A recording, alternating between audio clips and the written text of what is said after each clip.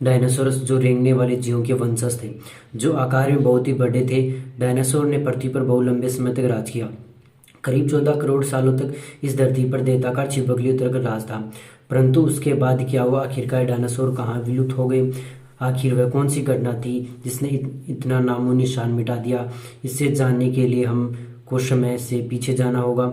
तो आइए हम सब मिलकर देखते हैं कि 6.5 करोड़ साल पहले क्या था।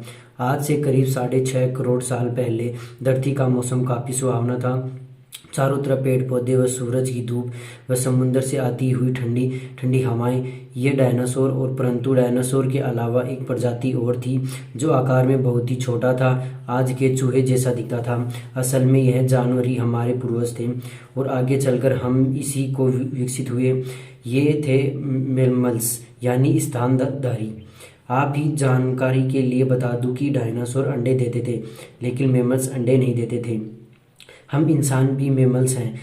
उस समय ये मैमल्स डायनासोर की डर से पृथ्वी के अंदर बिल में रहते थे, जो बहुत ही बड़े बिल था। इनकी यह खासियत वरदान बनने वाला था। जब यह जीव धरती पर आराम से अपना जीवन बिता रहे थे, उस वक्त 10 किलोमीटर का एक डायमीटर एस्टेरॉयड सीधे धरती की ओर आ रहा था। धरती पर ग्रेविटी फील्ड के कारण इसका रफ्तार एकदम तेजी से हो गया।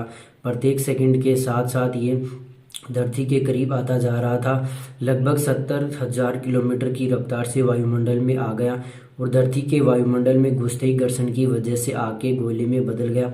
इसकी चमक इतनी अधिक हो गई कि 800 किलोमीटर की रेडियस में ही आने वाले सभी अंधे हो गए चुके थे। जीव उसे देख नहीं पा रहे थे, लेकिन ये जीव महसूस कर रहे थे कि एस्टेरॉयड जमीन से टकराता है और एक ही बहुत भयंकर विस्फोट होता है। ये विस्फोट इतना शक्तिशाली था कि ये धरती से टकराते ही लाखों मीटर की धातु अंतरिक्ष में ऊपर चली गई और विस्फोट वाली जगह पर 80 किलोमीटर चौड़ा व 20 किलोमीटर गहरा खड्डा हो गया। इसका मैटर एक धूल के कण में बादल में बन गया। इतने भयंकर टक्कर की वजह से भूकंप की तरंगें धरती में चली गई। इस वजह से समुद्र में विशालकाय लहरों का निर्माण हुआ और एक के बाद एक सुनामी की लहर आ गई। धरती के महाविशाल की प्रक्रिया का निर्माण हो चुका था। इस विस्फोट में रेडियस की मात्रा इतनी बढ़ गई कि इसके 800 किलोमीटर की दायरे में आने वाले सभी जीव जल के राख हो गए।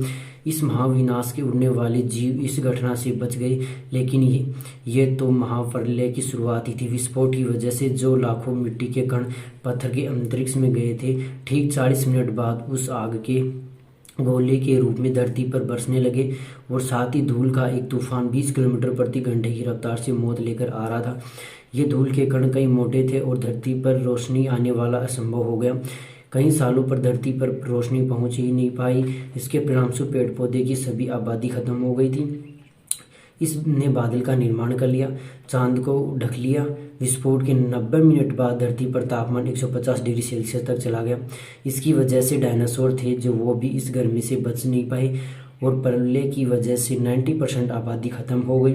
लेकिन ये महाप्रलय किसी के लिए गलत साबित नहीं हुई। डायनासोर का अंत होकर एक नई प्रजाति का निर्माण हुआ, मैमल्स। इन्होंने इस महाप्रलय से बचा लिया क्योंकि यह धरती के अंदर बिल के में चले गए थे और जिंदा रहने के लिए सब कुछ खाना शुरू कर दिया। इस डायनासोर का अफसोस आगे जाकर मिलने वाला था।